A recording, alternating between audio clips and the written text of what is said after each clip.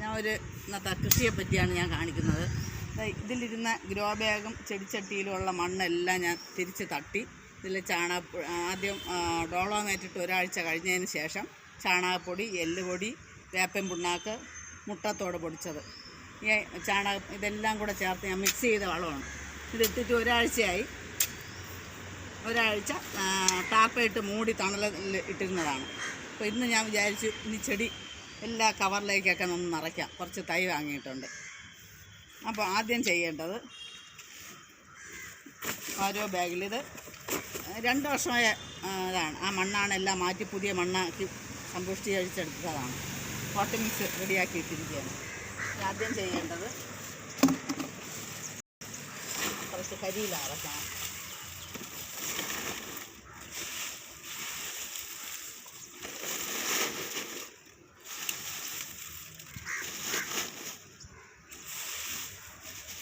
മുറ്റം അടിച്ചായിരുന്ന ഇലയൊന്നും പാഴാക്കി കളയാതെ ഇതേപോലെ ശേഖരിച്ച് വെച്ചിരുന്ന് നടുന്ന സമയത്ത് എല്ലാത്തിനും അടിയിൽ കരിയില ഇട്ടാണ് നടുന്നത്. അപ്പോൾ വലിയ വെയിറ്റ് ഭാരം തോന്നാറില്ല. ഇനി നമുക്ക് ചെയ്യേണ്ടത് ഇതിൽ മണ്ണ് നിറയ്ക്കണം.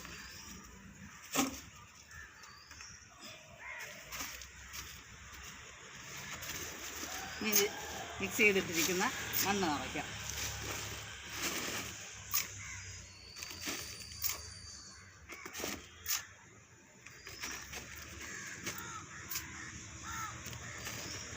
അരഭാഗം മണ്ണെടുത്താൽ മതി. പിന്നീട് ശേഷം പിന്നീട് മണ്ണ് കുറച്ചുകൂടെ പോട്ട് മിക്സ് ഇട്ട് കൊടുക്കുക.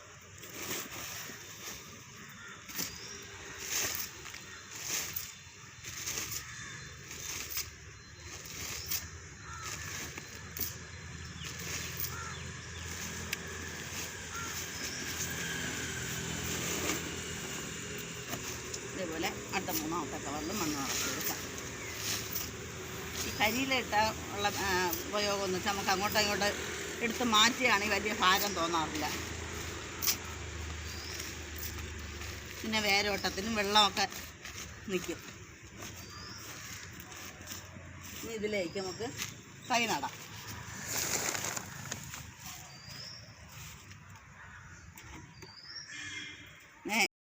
കേബേജിൻ്റെ തൈയാണ് ഇത് നടാൻ ഉദ്ദേശിക്കുന്നത്. ചെറുതായിട്ടൊന്ന് കാത്തിട്ട് തൈ വെച്ച് കൊടുക്കാം.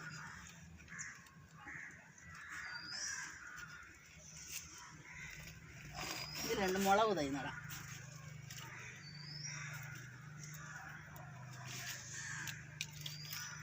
ഈ ഒരു കവറിൽ 2 തൈ നടാം. 2 സൈഡിലായിട്ട് 2 തൈ നട്ട് കൊടുക്കാം.